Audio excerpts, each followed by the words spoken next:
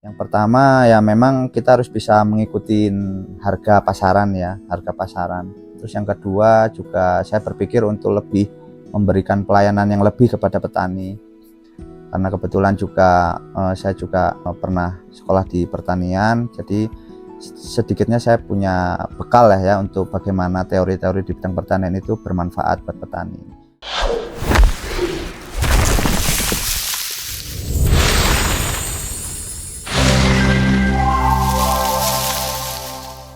Perkenalkan, nama saya Alif Nur Rizky, usia saya 30 tahun. Saya berasal dari Desa Cibodas, Kecamatan Pasir Jambu, Kabupaten Bandung. Saat ini saya menggeluti usaha di bidang toko pertanian. Saya suka berkecimpung di bidang pertanian ya, karena saya juga dulu sekolah di bidang pertanian yang bisa bertemu dengan petani, bagaimana kita ya istilahnya sharing-sharing, banyak sharing dengan petani lah. Terus kemudian juga ada peluang sih, waktu itu ada peluang membuka toko pertanian, ya udah saya jalankan gitu. Membuka awalnya sih tahun 2024 ya kalau untuk toko. Kalau untuk toko mungkin baru jalan 2 tahun ini. Untuk sebelumnya mungkin saya sempat ya kerja juga ya di bidang pertanian itu, waktu itu jadi sales juga di lapangan. Terus kemudian mungkin tahun 2021 ya saya baru berkecimpung di pertanian yang lebih mandiri ya. Waktu itu saya resign aja.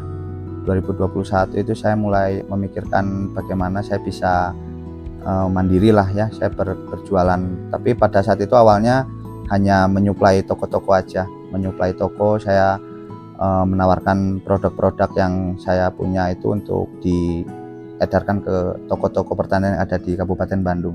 2021 itu saya mulai dipercaya lah ya untuk megang beberapa produk dari beberapa perusahaan, salah satunya juga dari Mano Agri. Lalu kemudian ya udah saya mulai mengenalkan produk-produk itu karena tergolong baru ya, tergolong baru. Jadi saya juga lebih banyak di lapangan dulu mengenalkan ke petani-petani. Kemudian setelah 2 atau 3 tahun saya kira ada peluang membuka toko pertanian itu, ya akhirnya sembari membuka toko pertanian sembari saya juga menyuplai ke toko-toko. Ya kalau untuk awalan sih hanya dari modal sedikit ya, dari tabungan saya. Jadi hanya beberapa botol, beberapa bungkus seperti itu, dan itu pun nggak langsung buka ya sebenarnya ya, karena kebetulan ini kalau bangunannya sendiri sih orang tua ya, jadi diberi bangunan untuk diisi gitulah. Saya mengisinya itu baru setelah bangunan jadi itu baru 1 tahun atau 2 tahun lah ya. Jadi mengumpulkan barang-barang itu karena dari modal sendiri itu ya, jadi hanya sedikit-sedikit. Nah itu 1 tahun lah ya, itu hampir 1 tahun itu saya nyicil ibaratnya untuk mengisi barang-barang yang ada di sini. Kalau untuk modal awal itu ya dari tabungan saya ya. Untuk memutarnya kan itu karena bisnis di bidang toko pertanian ini kan bisnisnya ibaratnya modalnya berputar ya. Berputar ibaratnya tuh kita bisa tiba-tiba besok ada keperluan barang yang harus kita beli untuk disediakan, akhirnya kita nambah lagi. Jadi sebenarnya modalnya itu terus berputar gitu ya. Tapi untuk bicara modal awal sih, waktu itu bisa kembali mungkin dalam waktu 1 tahun sih sebenarnya udah bisa ya. Tantangannya ya yang pertama mungkin karena baru ya, jadi harus kita mengenalkan dulu petani supaya bisa kenal dulu bahwa di sini ada toko pertanian. Yang kedua juga kita perlu untuk bisa bersaing dari segi harga atau dari segi apapun lah, sehingga kita bisa menarik perhatian petani buat datang ke sini. Untuk strategi sih saya hanya bagaimana bisa mengadaptasi yang sudah orang-orang lakukan juga. Saya modifikasi lah istilahnya di sini, bagaimana bisa meramaikan petani itu. Yang pertama ya memang kita harus bisa mengikuti harga pasaran ya, harga pasaran. Terus yang kedua juga saya berpikir untuk lebih memberikan pelayanan yang lebih kepada petani. Karena kebetulan juga saya juga pernah sekolah di pertanian, jadi sedikitnya saya punya bekal lah ya untuk bagaimana teori-teori di bidang pertanian itu bermanfaat buat petani. Jadi ketika petani itu diberikan layanan yang lebih, misalkan contoh untuk bahan aktif, untuk cara pengaplikasian obat dan lain sebagainya, terus bagaimana cara supaya obat itu aplikasinya bagus di tanaman, itu kan itu bermanfaat sekali buat petani ya. Jadi petani mungkin tidak hanya datang untuk beli, tapi sambil sharing-sharing juga di sini gitu. Jatuh bangun ya pasti ya, untuk usaha itu pasti ada jatuh bangunnya. Mungkin di saat-saat belum banyak pemakaian obat itu kan mungkin toko pasti sepi ya. Mungkin karena musimnya belum pas musim tanam, atau yang kedua juga mungkin agak menurun karena faktor ekonomi juga ya berpengaruh. Ya mungkin dulu sempat juga ngalamin mungkin barang-barang itu banyak yang kosong gitu ya, karena tidak balance ya pengeluaran dan pemasukannya, sehingga apa yang dibutuhkan petani itu sempat terlambat lah. Tapi saya pelajari lagi supaya imbang, supaya balance. Jadi segala keperluan petani itu supaya tersedia terus gitu. Pertama kita harus tahu peluang dulu. Untuk membuka itu kan kita melihat peluang gitu ya. Terus modal, tetap itu modal harus ada gitu ya, entah modal berupa uang atau aset atau apapun, atau bahkan kenalan petugas obat itu juga berpengaruh ya, bermanfaat ya, untuk kita bisa lebih bergerak ya.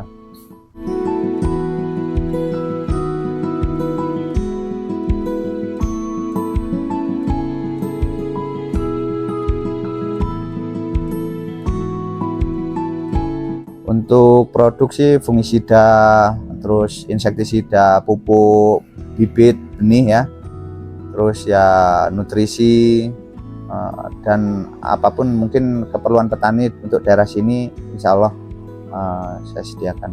Kalau untuk nutrisi kita banyak dari PT Mano Agri Nusantara, mulai dari kalsium, terus juga ada PPC dan ada KCL cair, perekat juga ada.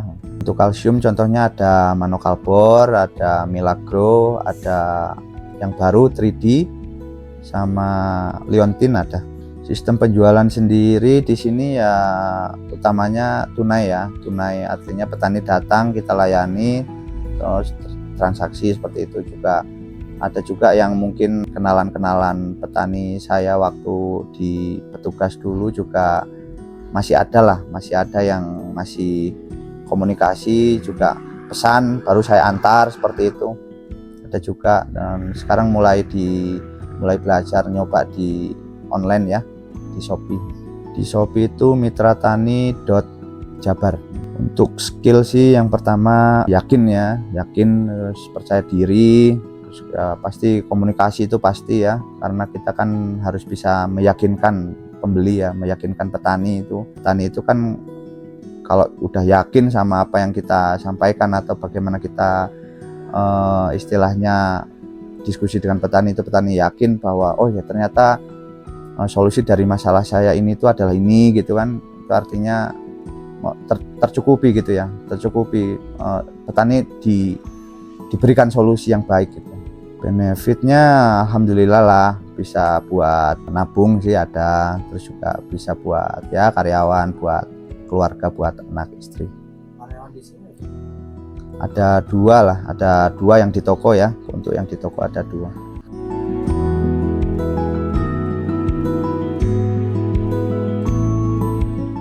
Untuk pelaku usaha ya tetap semangat ya. Mungkin hari ini ekonomi lagi agak kurang bagus mungkin ya dalam tanda kutip, tapi harus tetap yakin dan optimis gitu, supaya tidak banyak yang kita pikirkan yang jelek-jeleknya aja ya. Kita tetap harus optimis lah, tetap optimis. Juga kebetulan ini mungkin menghadapi musim tanam ya semangat aja, semangat terus.